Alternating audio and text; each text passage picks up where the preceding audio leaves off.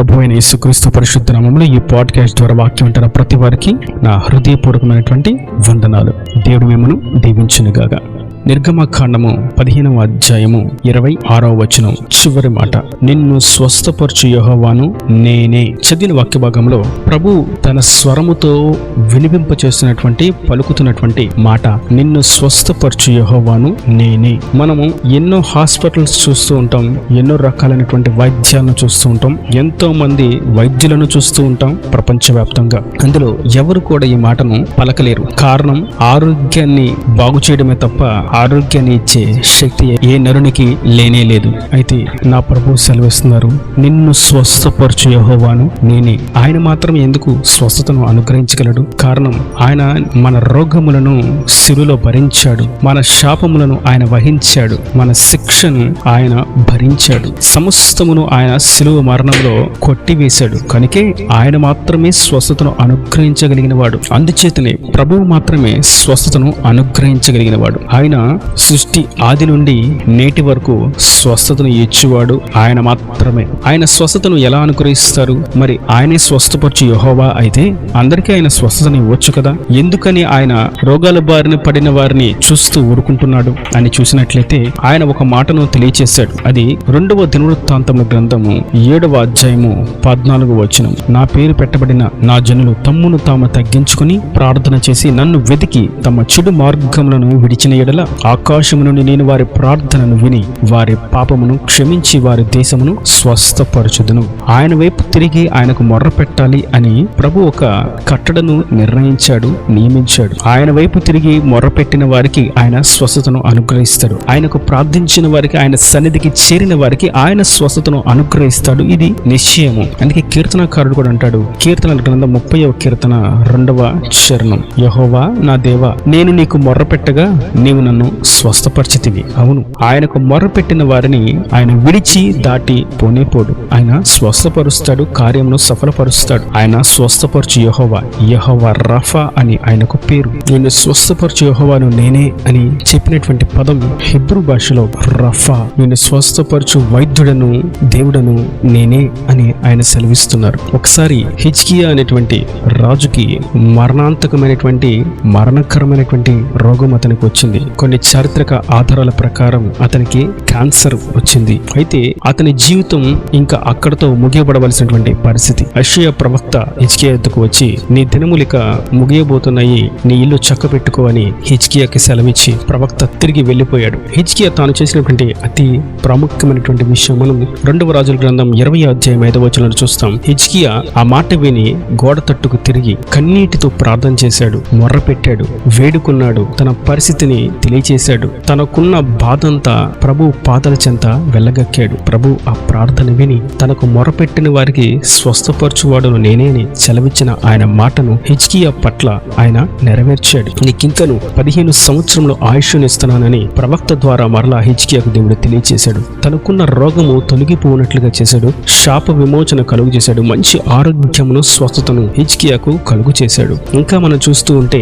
చరిత్రలో ఎన్నో ఆధారాలు. రక్తస్రావం కలిగినటువంటి స్త్రీ 12 సంవత్సరముల నుంచి ఆమె రోగమున కొరకు అనేకమైనటువంటి వైద్యుల యొద్దకు వెళ్లి బహువెల చెల్లించి సొమ్ము అంతా ఖర్చు పెడుతూ ఉన్నది. కానీ తనకు స్వస్థత లేదు. తన బలహీనతకు, తన అనారోగ్యానికి ఆరోగ్యాన్నిచ్చే వైద్యుడు లేనే లేడు. నలుమూలల తనకు స్వస్థపరచు నాదుడు దొరకనే లేదు. అయితే ఆమె స్వస్థపరచు దేవుని యొద్దకు పరిగెత్తుకుంటా వచ్చి ఆయన వస్త్రపు చెంగును తాకినప్పుడు ఆమెకు సంపూర్ణమైనటువంటి ఆరోగ్యం ఆ క్షణమందే కలిగింది. ఆమె దాన్ని గుర్తించింది. ప్రభు అన్నారు, నీ విశ్వాసం నేను స్వస్థపరిచింది, సమాధానంగా ఇంటికి వెళ్ళు అని. దాని అర్థం, నిన్ను స్వస్థపరచువాడు ఈ లోకమంతాను వెతికినా నీకు దొరకడు, కానీ నేను నీ పక్షమున, నీ ఎదురుగా, నీ కనుచూపుల్లో నేను ఉన్నాను. నా ఎద్దుకు వచ్చి నా సన్నిధికి చేరి నాకు మొర్రపెట్టి నా వైపు తిరిగి నాకు ప్రార్థించిన ఎడల, నా సన్నిధికి చేరిన ఎడల, మీరు కన్నీరు కార్చిన ఎడల నేను మిమ్మల్ని స్వస్థపరుస్తాను అని ప్రభు మాటి మాటికి స్వస్థతను కలుగు చేస్తూనే ఉన్నాడు. మనం మత్తయి సువార్త 4వ అధ్యాయం 23వ వచనంలో వాక్యంలో చూస్తాము,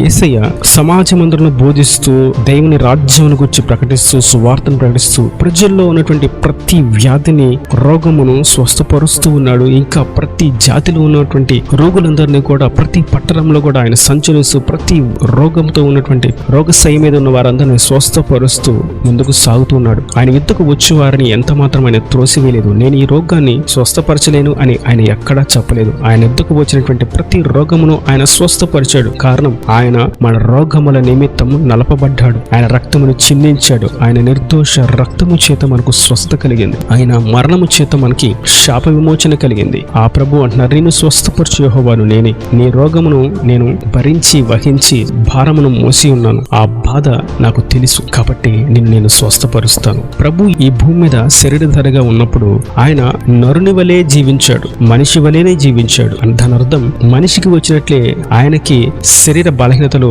వచ్చినాయి, మనుషులకు వచ్చినట్లే ఆయనకు శోధనలు వచ్చినాయి, మనుషులకు కలిగినట్లే ఆయనకు బలహీనతలు కలిగినాయి. అయితే ఎందుకని అని ఆలోచించినట్లయితే మనిషి యొక్క ప్రతి ఒక్క అణువులో ఉన్నటువంటి బాధను భారాన్ని ఆయన పూర్తిగా అనుభవించేశాడు. మనకు వచ్చేటువంటి సాధారణమైనటువంటి బలహీనత ఈ రోగమును ఆయన వహించాడు, ఆయన సహించాడు. క్యాన్సర్ అయినా, గుండె సమస్యలైనా, మానసిక రుగ్మత అయినా, అరికాలు మొదలుకొని నడినెత్తి వరకు ప్రతి అవయం యొక్క భారమును బాధను ఆయన ఎరిగినవాడు. ఆ ప్రభు అంటున్నారు, నిన్ను స్వస్థపరచు యెహోవాను నేనే. ఎందుకంటే మనుషులందరూ ఆరోగ్యవంతంగా సంతోషంగా ఉండడం ఆయనకు ఇష్టం. అయితే ఇందులో రెండవ విషయాన్ని మనం అతి ప్రాముఖ్యంగా గమనించవలసిన వారమై ఉన్నాము. అదేదనగా ఆత్మీయ రోగము. శరీరానికి మాత్రమే కాదు కానీ రోగము మన ఆత్మకు కూడా కొన్ని రోగాలు వస్తూ ఉంటాయి. అది వాక్యాన్ని చదవకపోవడము, ప్రార్థన చేయకపోవడము, మందిరానికి వెళ్ళకపోవడము, ఉపవాసం ఉండకపోవడము, కన్నీటి ప్రార్థన చేయకపోవడము, శోధనలు జయించకపోవడము, శ్రమలను సహించకపోవడము,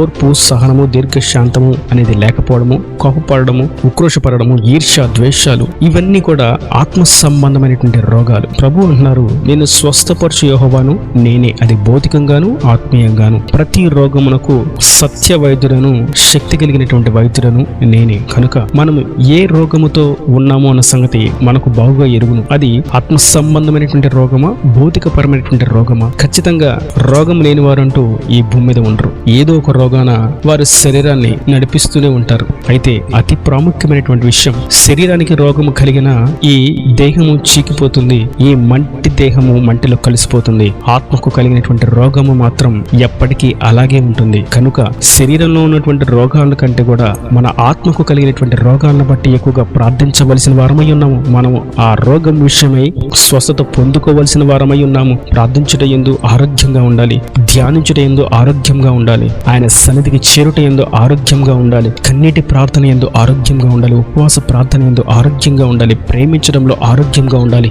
సమాధానపరచడంలో, సమాధానంగా ఉండడంలో ఆరోగ్యంగా ఉండాలి, సహించడంలో ఆరోగ్యంగా ఉండాలి, దీర్ఘశాంతంలో ఆరోగ్యంగా ఉండాలి, సాత్వికంలో ఆరోగ్యంగా ఉండాలి, లోకాన్ని జయించే విషయంలో ఆరోగ్యంగా ఉండాలి, పాపాన్ని జయించే విషయంలో ఆరోగ్యంగా ఉండాలి, దేవుని చిత్తం ఎరుగుటలో ఆరోగ్యంగా ఉండాలి, పరిశుద్ధాత్మను పొందుకోవడంలో ఆరోగ్యంగా ఉండాలి, పరిశుద్ధాత్మను కాపాడుకోవడంలో ఆరోగ్యంగా ఉండాలి, పరిశుద్ధాత్మ నడిపింపులో నడుచుటలో ఆరోగ్యంగా ఉండాలి, ఆయన ఆత్మ వరాలతో అలంకరింపబడుతూ వృద్ధి నొందుతూ ఉండే విషయంలో ఆరోగ్యంగా ఉండాలి. ప్రభు అట్టి ఆరోగ్యాన్ని, అట్టి క్షేమ స్థితిని ప్రతి వానికి అనుగ్రహించి ఆయన నిత్య రాజ్యానికి, ఆయన పరలోక రాజ్యానికి వారసులుగా, హక్కుదారులుగా చేయునుగాక. ఈయన దేవుని మాటలు ప్రతి వాని హృదయంలో నీరుకట్టి ఫలింపు చేయనుగాక. ఆమేన్. God bless you. తనలో వచ్చి కనులు మూసటితే మీ కొరకు చిన్న ప్రార్థన. ప్రేమ స్వరూపి కరుణ కటాక్షంగా తండ్రి, నా ప్రభు ఇప్పటి వరకు నీ కృపలో భద్రపరిచారు. వాక్యాన్ని ప్రతి వారిని మీరు నాలుగు దీవించండి. ఏ యొక్క అనారోగ్యంతో ఉన్నారో ఆయా ప్రతి బలహీనతను, అనారోగ్యం నుంచి వారిని విడిపించి సంపూర్ణమైన స్వస్థతను కలుగు చేయండి. మనుషులైతే ఇది మాకు అసాధ్యమని అంటారు కానీ నీ ద్వారా సమస్తమును సాధ్యమని మీరు సెలవిచ్చారు. ప్రతి రోగ పరిస్థితుల్లో ఉండి జల్లును విడిపించండి. అరికాలు మొదలుకొని నడినంత వరకు